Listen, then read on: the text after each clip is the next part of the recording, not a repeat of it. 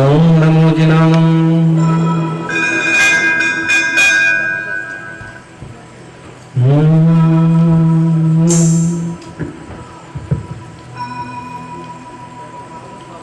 आज अपन सभी आचार्य श्री विमल सागर जी के संबंध में चर्चा करेंगे, सुनेंगे।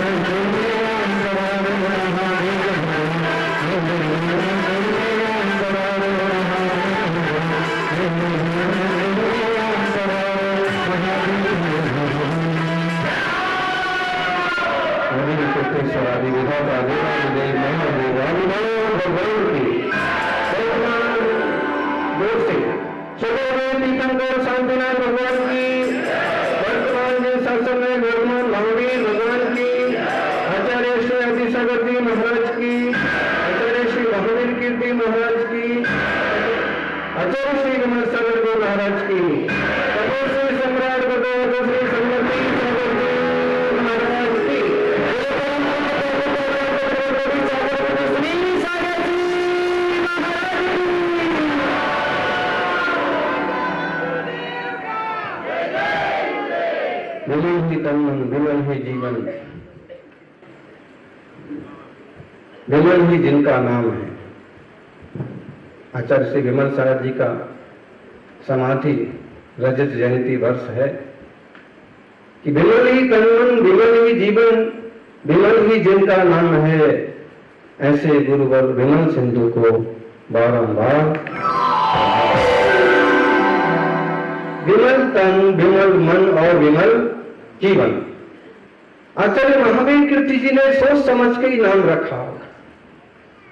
कुछ लोग होते हैं कि जिनका नाम उन पर सूट नहीं करता, और कुछ भाग्यशाली लोग होते हैं कि जो अपने अच्छे नाम को अच्छे आयाम तक लेकर के जाते हैं। आचार्य विमल सागर जी, विमल ही तन, विमल ही मन, विमल ही जीवन। 29 दिसंबर 1994 को शाम को 4:27 पर वो संगीत शिखर से स्वर्ग सिधारे थे। इस टाइम को, इस दिन को लोग बड़े धूमधाम से आरती पूजा वंदना करके मनाते हैं, और शिखर जी में तो इस दिन जैसे मेला लगता है। कारण विमल ही तन, विमल ही मन, विमल ही जीवन। विमल का मतलब होता है साफ सुथरा, भेदभाव से रहित, मल से रहित। सबके लिए उनके द्वार खुले रहते थे। हम उनका प्रारंभिक जीवन देखें तो भी मालूम पड़ता है कि शुरू से सबके थे, आप लोगों को मालूम होगा उनकी माता का देहांत छोटी वय में हो गया था। उनकी मां का नाम था कटोरी देवी, पिता का नाम था बिहारी लाल। कटोरी देवी, कटोरी समझ में आया? सागर में से कटोरियां बहुत भरी जा सकती हैं, लेकिन ये इतिहास का अद्भुत उदाहरण की कटोरी में से सागर निकला। विमल सागर का जन्म हुआ कटोरी देवी से। तो पिता का नाम बिहारी लाल। जब नाम ही बाप का बिहारी लाल है तो जिंदगी भर बिहार ही बिहार करते रहे। दुनिया में कितने संत हुए हैं, सब ने अपने ढंग से पूरे देश की यात्रा की होगी, लेकिन आचार्य विमल सागर जी एक ऐसे विरले संत थे जिनने पूरे भारत के जिन तीर्थों की 3 बार पद यात्रा की। शुरुआत का उदाहरण तो उनका बहुत फेमस है, साइकिल वाला। उनकी इच्छा हो गई कि शिखर जी के दर्शन करना है और रेल से नहीं जाना और बस से नहीं जाना और पराधीन नहीं बनना है। अपनी साइकिल उठाई और चल दी है। आज के जमाने में ऐसे संत लोग मिल जाना आसान है, लेकिन शिखर जी नहीं जाते हैं आजकल के संत। हाँ, हम लोग गांधीनगर में थे तो कुछ युवा राइडिंग पर जा रहे, बोले साइकिलिंग पर जा रहे। तो मैंने कहा कहां जा रहे? एक दिन बोले तारंगा जा रहे। तो हमें लगा कि ठीक है, अच्छा है, युवा लोग तारंगा जी जा रहे हैं, इधर जा रहे हैं। अगली बार पूछा तो उसने कोई हिल स्टेशन का नाम बताया। फिर मैंने पूछा कि तो ऐसा क्यों? तो उसने कहा कि हम लोगों की कंपनी है, कुछ साइकिलिंग ग्रुप है, तो कभी किधर जाते कभी किधर। हमने कहा कि दोस्तों को समझाओ कि जहां भी जाओ वहां कम से कम भगवान के दर्शन तो हो, उस निमित्त से जाओ। नहीं तो केवल संत की तरह साइकिलिंग के लिए और ग्रुप बना करके इधर और दौड़ने का कोई मतलब नहीं। औचित्य हो किसी अनाथालय की जाओ, चलो किसी गरीबों की सेवा के लिए उस बस्ती में जाओ, वो भी ठीक है। किसी बेटी बचाओ, स्वच्छता अभियान, प्लास्टिक मुक्त देश, ऐसा कोई अभियान की तख्ती लेकर के घूमो तो भी ठीक है। कुछ औचित्य होना चाहिए ना, है? हम मुनियों को तो सीधा सीधा आदेश है कि जब तक औचित्य नहीं है, कोई लक्ष्य नहीं है, तब तक आपको कदम रखने की भी जरूरत नहीं। मुनाचार में ईर्या समिति की परिभाषा ही है बना दी। बोले बढ़िया से लाइट हो जाए, तुम्हारा कोई धर्म का, यात्रा का, गुरु वंदना का, स्वाध्याय का कोई कार्य हो, बहुत जीव जंतु उत्पन्न नहीं हो रहे हो,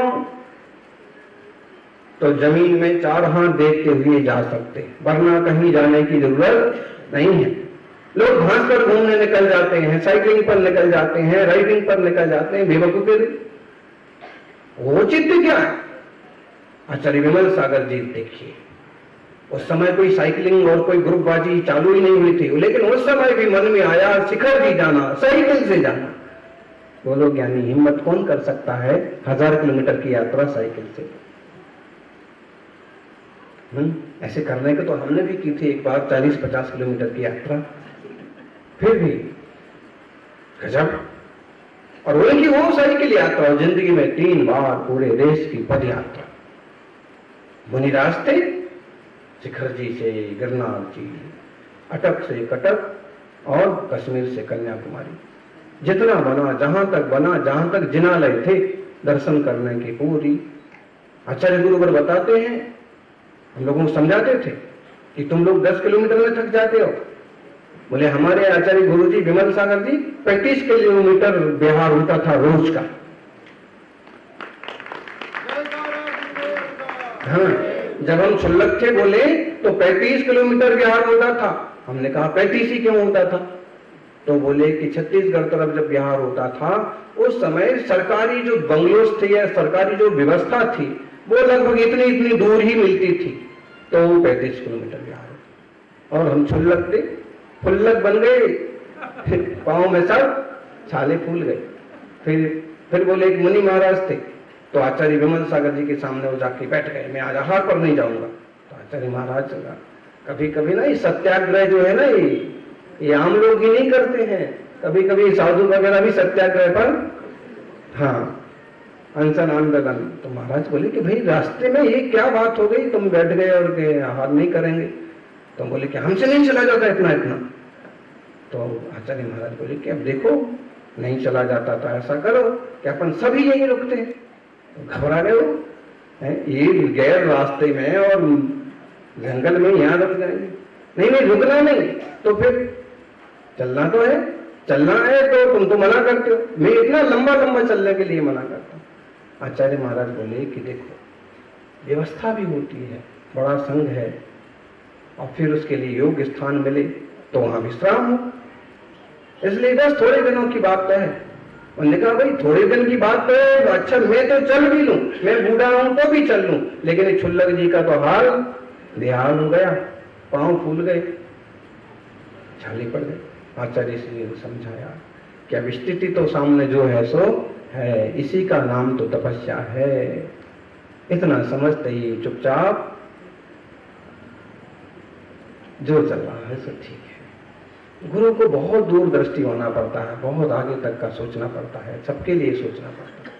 कोई व्यक्ति होता है ना, उसको अपने लिए सोचना पड़ता है कि मेरे लिए क्या सही है, मेरे लिए किसमें अच्छा लगता है।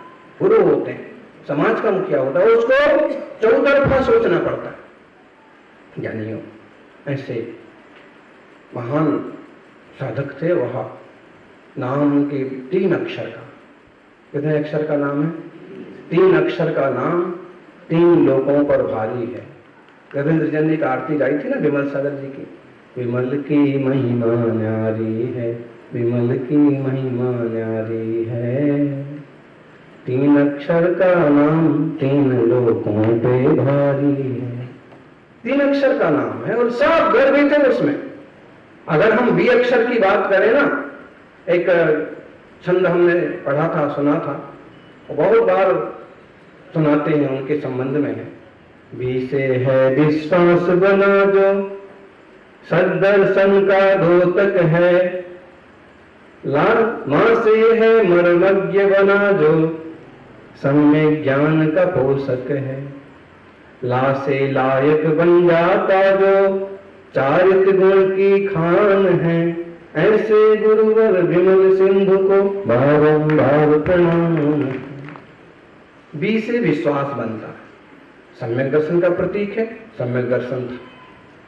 मां से मर्मज्ञ, सम्यक ज्ञान का प्रतीक है, सम्यक ज्ञानी। ला से लायक, सम्यक चारित्र का प्रतीक है, लायक योग्य। ऐसे सम्यक दर्शन ज्ञान चारित्र की आराधना करने वाले विमल सागर जी को प्रणाम हो। बी से विश्वास बनता है, बी से विवेक बनता है, बी से विनय बनता है, बी से विनय विराट बनता है, बी से विशाल बनता है, और ये सब के सब गुण बी से विराग बनता है। सबके सब गुण थे। मां से देखो तो मर्मज्ञ बनता है, मननशील बनता है, मनोज्ञ बनता है। मनोज्ञ साधु थे, इतने तपस्वी थे फिर भी मनोज्ञ थे। छोटे बड़े लोग और छोटे बड़े बच्चे भी उनके पास जाकर के खुश हो जाते थे। मनोज्ञ, मननशील। ला से देखें तो लायक, लायक भी बनता है। लगनशील, लब्धि संपन्न, उनमें एक तरह की लब्धि थी, रिद्धि थी। आशीर्वाद उनका किसी को भी फल जाता था, उनके वचन लोगों को फल जाते थे।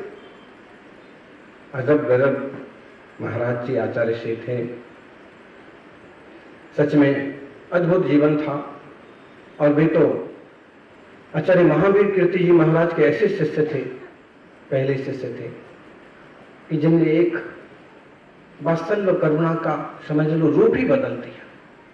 शब्दकोश में तो आप वात्सल्य का अर्थ पढ़ते हैं कि सबके प्रति अपनापन, सबके भले की भावना, सबको धर्म लगाने की भावना, लेकिन उनने प्रैक्टिकल करके अपने जीवन में ही दिखाया।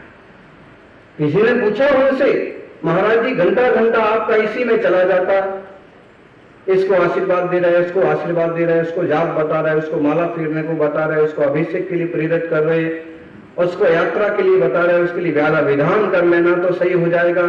आप तो दुनिया के दुख दर्द बताने मिटाने में आपके 2-2.5 घंटे तक निपट जाते हैं। यही आप अपने ध्यान में लगाओ।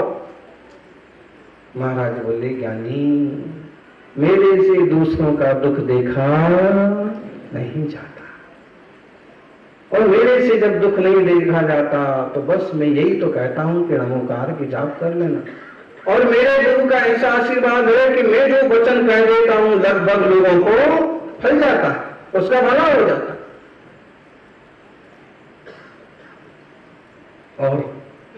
और ज्ञानी अगर किसी के दुख आदि सुन करके उसके दुख मिटाने की भावना हो ना, तो ये भी एक प्रकार का धर्म ध्यान है। ये निश्चय नहीं की बात सत्य है कि कोई किसी का क्या कर सकता है, जीवों को अपना अपना भोगना पड़ता है, लेकिन ज्ञानी को भी दूसरों की दुख मिटाने का भाव आए बिना रहता नहीं।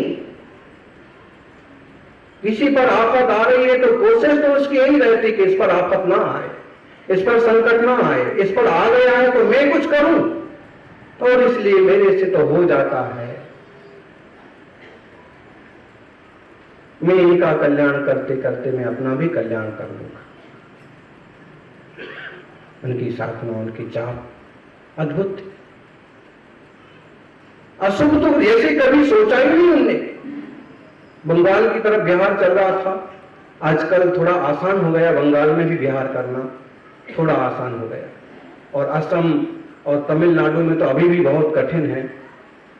तो उस समय की बात है कि खंडगिरी उदयगिरी की भावना लेके संघ चला, और रास्ते में किसी ने ट्रैक्टर ट्राली से लोग भरे हुए जा रहे थे और एक पत्थर लिया और मारा, आचार्य महाराज को लगा। उसके परिवार के लोग हक्के बक्के रह गए कि अभी हाल तो अच्छी थी, तुम यहां घर में आए और इसका ये क्या बीमारी हो गई।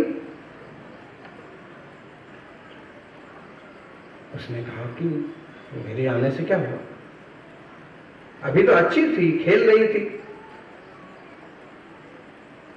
अब पेट पकड़ रही है, चिल्ला रही है, रो रही है, मेरा ये हो गया, मेरा हो गया। उसको तुरंत ध्यान में आया कि अभी अभी मैं किसी तपस्वी को पत्थर मार के आया। लोगों ने भी समझाया कि अगर घर वाले ऐसा बोल रहे हैं और लड़की अभी बीमार हुई तो तेरी गलती, मेरे देखते देखते तूने पत्थर मारा था, हम भी तो साथ में थे, लेकिन हम हंसे, मजाक किया, लेकिन हमने कोई पत्थर नहीं मारा।